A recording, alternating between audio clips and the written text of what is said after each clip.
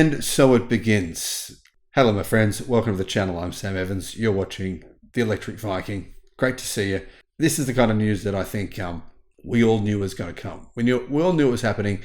And this is, in my opinion, I wouldn't say the beginning of the end, but it's certainly the beginning of what will be a terminal decline for Toyota. If we have a look at what Tony Seba is predicting, and even if Seba is wrong by a matter of years, it still doesn't make any difference because eventually it will happen. The global car market will shrink enormously. Seba says by 80%. Many experts are saying that he could be right, but they're saying at least 50%.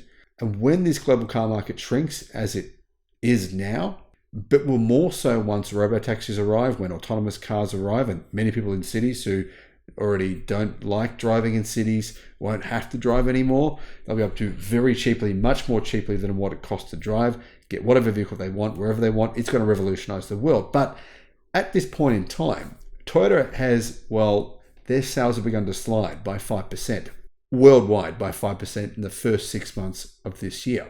Here's the thing, Toyota themselves are saying that their new hybrid vehicles, their new plug-in hybrids, will use BYD technology. They already use BYD everything for their EVs. They obviously don't use their own perpetual motion magic machines for their new hybrids. They're planning on using BYD. So if Toyota's technology was as good as they're claiming, why would they be making that decision? Well, the truth is Toyota don't have perpetual motion machines. They don't have solid state batteries. They don't have advanced hybrid technology, because if they did, you'd be able to actually buy it. Toyota would say in 2025, you'll be able to buy this particular model. Now, Toyota did say that back in 2018. They said by 2021, all their EVs would be solid state powered. And they realized that that was a mistake. So they haven't done that again. Now they're doing that crazy stuff again now, but they're saying, limited production in 2026 and now 2027. But they don't make any promises in the same way. Toyota's global sales fell by over 5% last month, partly because of BYD, partly because of the fact that the company is becoming less relevant, partly because of more and more faults and problems with their cars. 2 million hybrids were just recalled in America, battery faults, battery problems, battery fires. Lexus and Toyota sold 853,000 vehicles last month. That's down 5.1% from the previous year. But car sales worldwide this year are actually higher than the first 6 months of last year. So Toyota's market share decreased by even more than 5.1%. Now, yes, it's true that demand for Toyota's vehicles in North America and Europe was still pretty good. But in Japan and China, their sales are falling pretty quickly. After recalling the Toyota Prius earlier this year, Toyota sold fewer vehicles in North America since, around 1.6% less. Sales were up, though, in the first half of the year, though, in North America. Elsewhere, though, Europe, pretty good, 2.7%. Latin America, 6.5% up. But in Asia, where people are buying better products because they have more choice, Toyota sales continue to fall. In fact, they fell by 7.2% to 269,000. with 13 and 11% declines in China and Thailand. Now, Thailand is an interesting one because Chinese EVs have just arrived over the last 6 months and they have exploded in popularity in Thailand. I mean, amazing increases in EV sales in Thailand, predominantly because of China's EVs, not the Toyota bZ4X, that's for sure. Toyota is blaming this sales slowdown on so-called challenging market environments and intensified price competition. Now, those challenging market environments and intensified price competition, it's not going to get any easier. It's not going to get any better. It's just going to get worse from here. So that's a bit of a warning for Legacy Auto. Legacy Auto is saying this. Stellantis said exactly the same thing. Their profits fell by 49% in the first 6 months. They used almost exactly the same phrase, challenging market environment. That, like I said, that is not some sort of seasonal wind that's blowing through and it's just going to blow away. It is here to stay.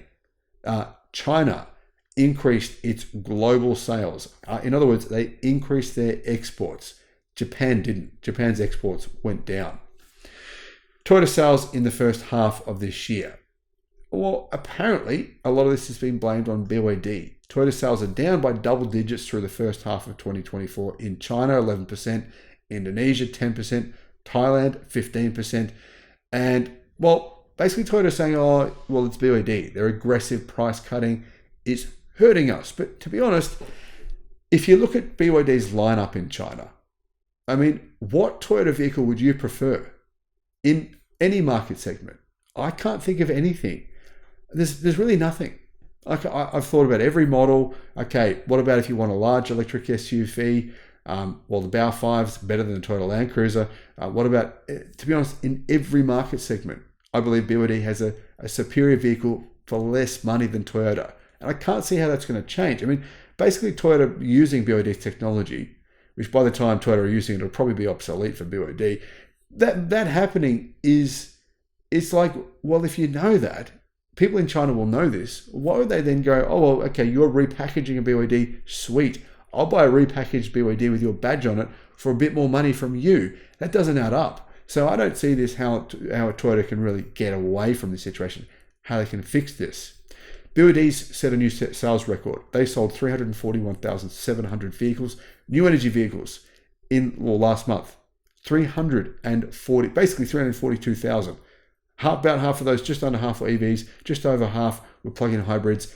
But people are ignoring a true sleeper here, which I think could be affecting BYD just as much, and that's Geely. Geely has sold almost as many vehicles this year as BYD. In fact, Geely's car sales are growing faster than BYD. Geely's EV sales were up 49% this year.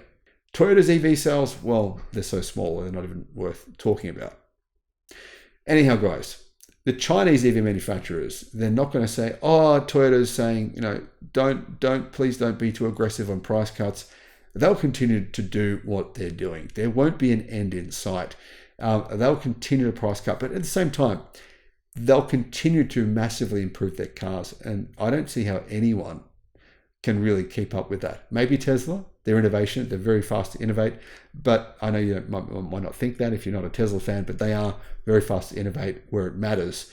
Toyota are not.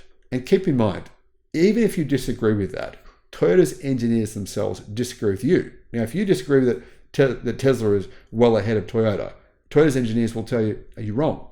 Toyota's engineers tore down a Tesla Model Y. This is the old version now. There's a new version coming out very soon. Photos, by the way, are out today of the new version. The Juniper, I've got a link. I'll put a link in the description below my video on the new Model Y Juniper. But Toyota's engineers tore down a Tesla Model Y. They said it was engineering genius. Engineering genius. That's the old version. Yeah. Well, what do you guys think about the future of Toyota? You know what I think. I think they're in big trouble. Because here's the thing. If you're selling 10 million cars a year and that falls to 5 million, not a big deal, is it? But it is a big deal if you've got $200 billion in debt. Thanks for watching.